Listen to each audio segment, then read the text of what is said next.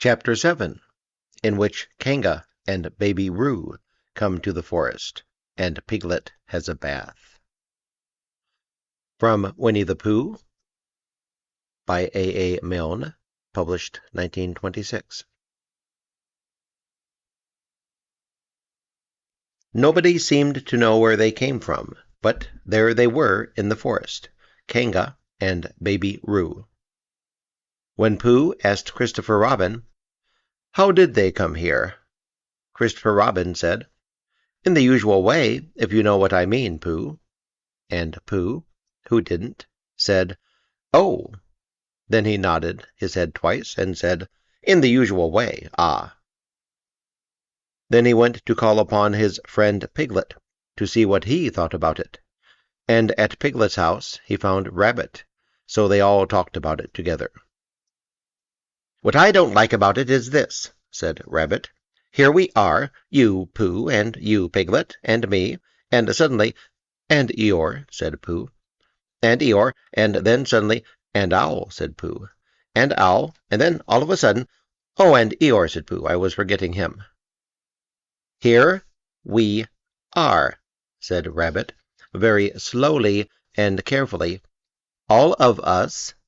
And then, suddenly, we wake up one morning, and what do we find? We find a strange animal among us, an animal of whom we have never even heard before, an animal who carries her family about with her in her pocket. Suppose I carried my family about with me in my pocket. How many pockets should I want?"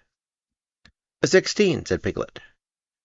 "17, isn't it?" said Rabbit. "And one more for a handkerchief. That's 18. 18 pockets in one suit. I haven't time." There was a long and thoughtful silence, and then Pooh, who had been frowning very hard for some minutes, said, "I make it 15. "What?" said Rabbit. 15. 15 what? "Your family." "What about them?" Pooh rubbed his nose and said that he thought Rabbit had been talking about his family. "No, did I?" said Rabbit carelessly.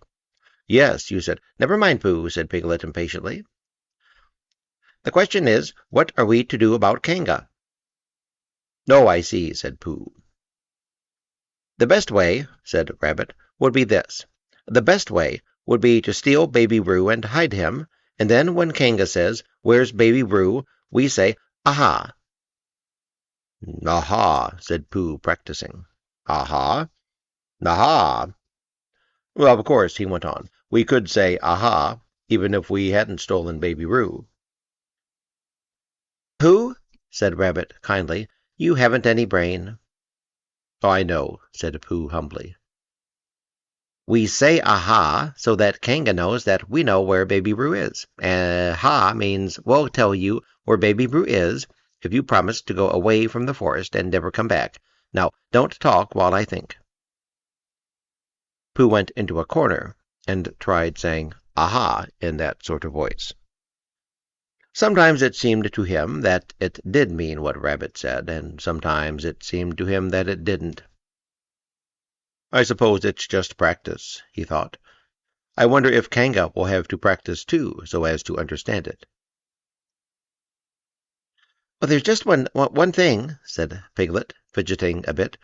"I was talking to Christopher Robin, and he said that a Kanga was generally regarded as one of the fiercer animals. I am not frightened of fiercer animals in the ordinary way, but it is well known that, if one of the fiercer animals is deprived of its young, it becomes as fierce as two of the fiercer animals. In which case, Aha's perhaps a foolish thing to say." "Piglet," said Rabbit, taking out a pencil and licking the end of it, "you haven't any pluck." "It is hard to be brave," said Piglet, sniffing slightly, "when you are only a very small animal." Rabbit, who had begun to write very busily, looked up and said, "It is because you are a very small animal that you will be useful in the adventure before us." Piglet was so excited at the idea of being useful that he forgot to be frightened any more, and when Rabbit went on to say that Kangas were only fierce during the winter months, being at other times of an affectionate disposition, he could hardly sit still, He was so eager to begin being useful at once. "What about me?" said Pooh sadly. "I suppose I shan't be useful." "Well, never mind, Pooh," said Piglet comfortingly. "Another time, perhaps." "Without Pooh," said Rabbit solemnly, as he sharpened his pencil, "the adventure would be impossible." "Oh," said Piglet, and tried not to look disappointed. But Pooh went into a corner of the room and said proudly to himself, "Impossible without me, that sort of bear." "Now listen, all of you," said Rabbit when he had finished writing, and Pooh and Piglet sat listening very eagerly with their mouths open. This was what Rabbit read out. Plan to capture Baby Roo. Number 1, general remarks. Kanga runs faster than any of us, even me. Number 2, more general remarks. Kanga never takes her eye off Baby Roo, except when he's safely buttoned up in her pocket. Number 3, therefore, if we are to capture Baby Roo, we must get a long start because Kanga runs faster than any of us, even me. See number 1. Number 4, a thought. If Roo had jumped out of Kanga's pocket and Piglet had jumped in, Kanga wouldn't know the difference because Piglet is a very small animal. Number 5, like Roo.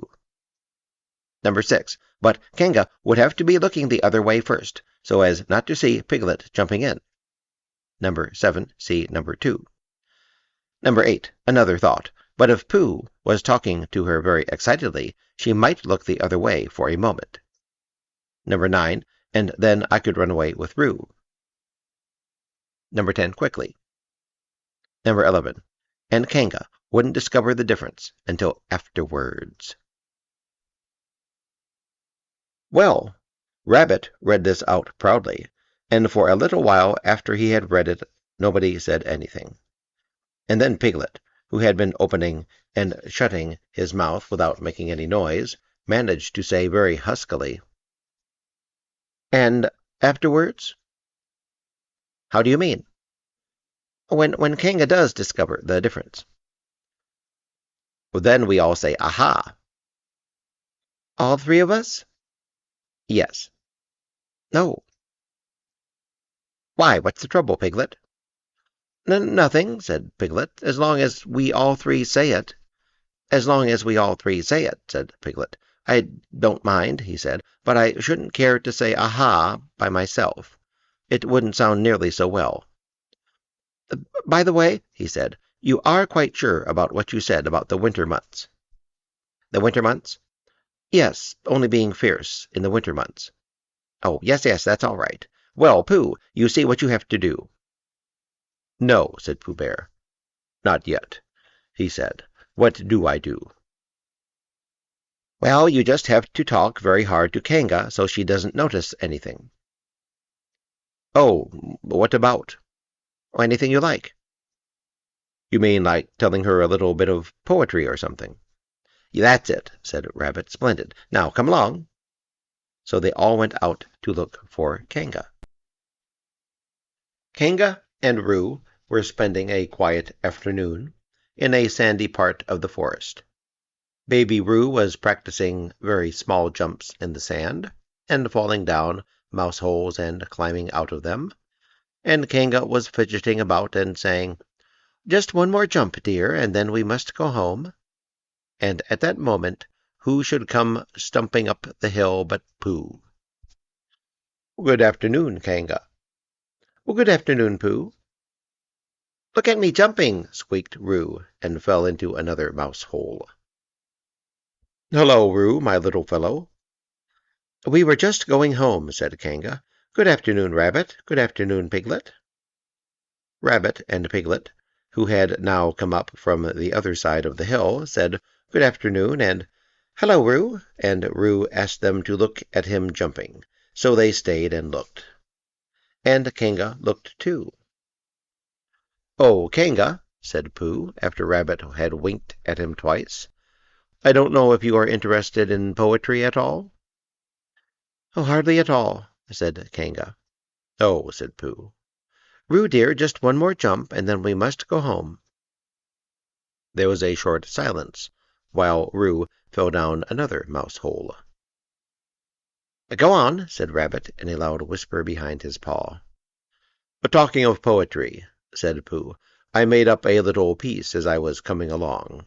It went like this. Let me see." "Fancy," said Kanga. "Now, Roo, dear, you'll like this piece of poetry," said Rabbit. "Oh, you'll love it," said Piglet. "You must listen very carefully," said Rabbit. "So as not to miss any of it," said Piglet. "Oh, yes," said Kanga, but she still looked at Baby Roo. "How did it go, Pooh?" said Rabbit. Pooh gave a little cough and began. Lines written by a bear of very little brain. On a Monday when the sun is hot, I wonder to myself a lot, now is it true or is it not, that what is which and which is what? On Tuesday when it hails and snows, the feeling on me grows and grows, that hardly anybody knows if those are these or these are those. On Wednesday, when the sky is blue, and I have nothing else to do, I sometimes wonder if it's true that who is what, and what is who. On Thursday, when it starts to freeze, and hoar frost twinkles on the trees, how very readily one sees that these are whose. But whose are these? On Friday, "Yes, it is, isn't it?" said Kanga, not waiting to hear what happened on Friday. "Just one more jump, Roo, and then we really must be going."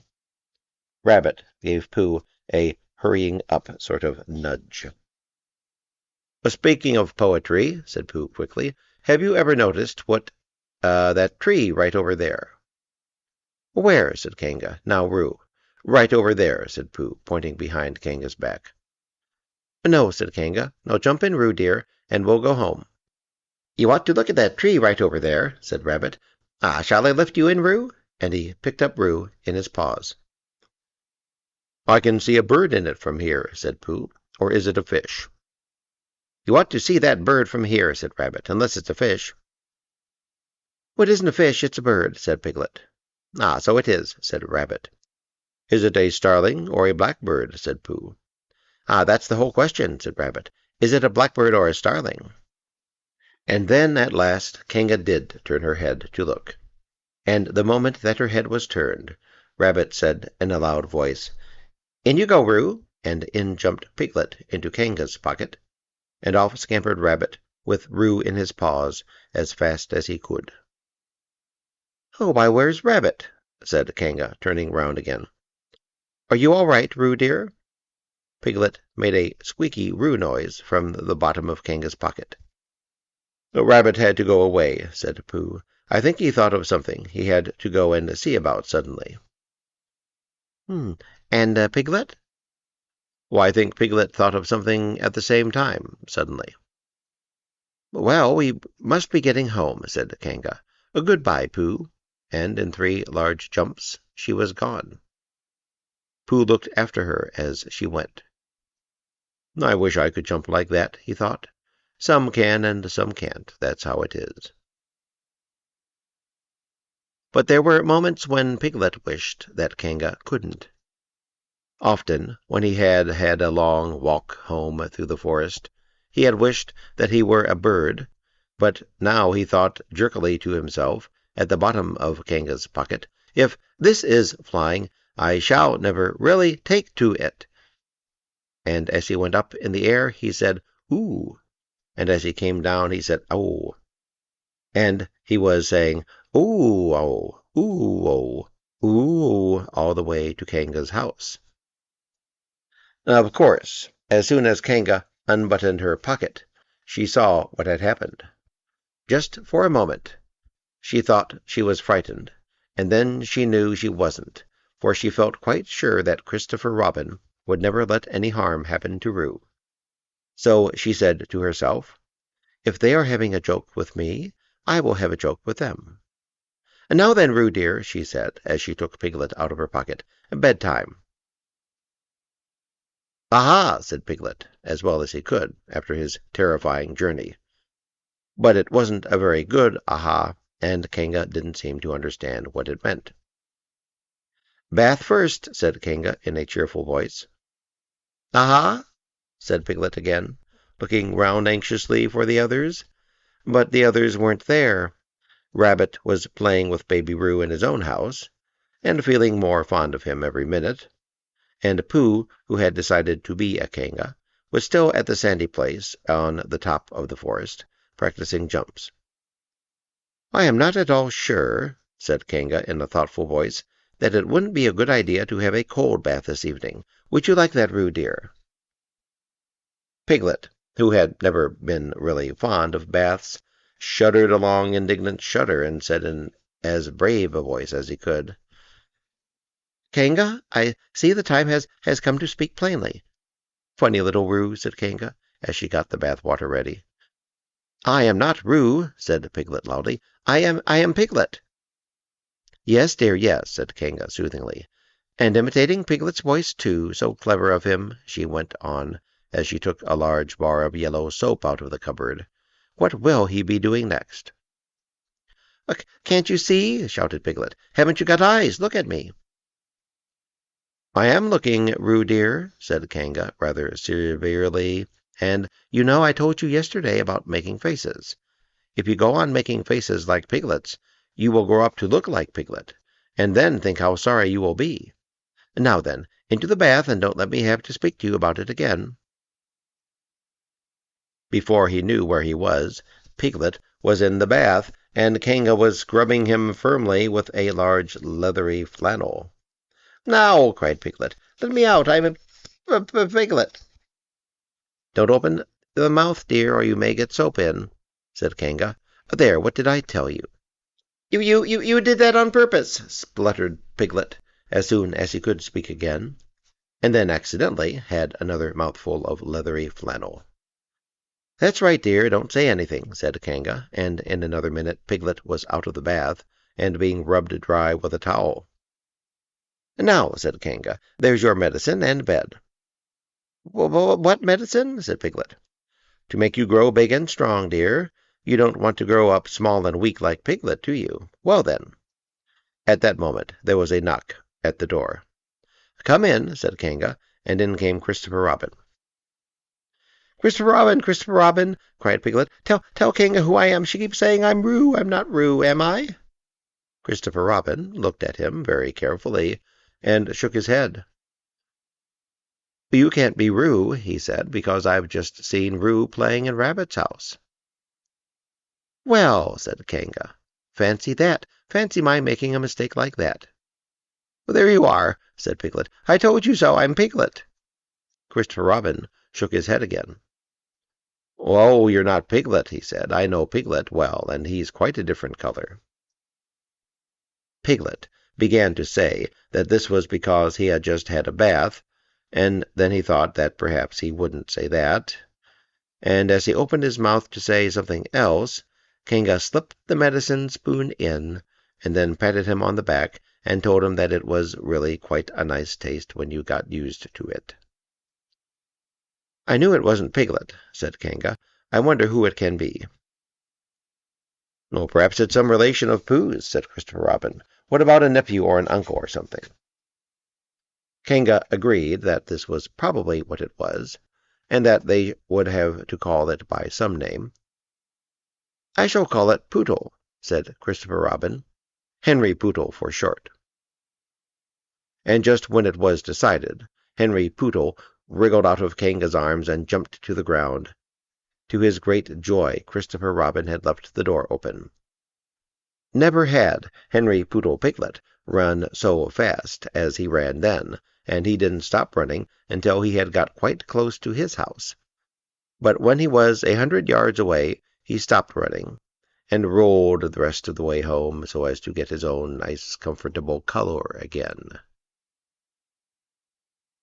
So Kanga and Roo stayed in the forest, and every Tuesday Roo spent the day with his great friend Rabbit, and every Tuesday Kanga spent the day with her great friend Pooh, teaching him to jump, and every Tuesday Piglet spent the day with his great friend Christopher Robin. So they were all happy again. Thank you for listening.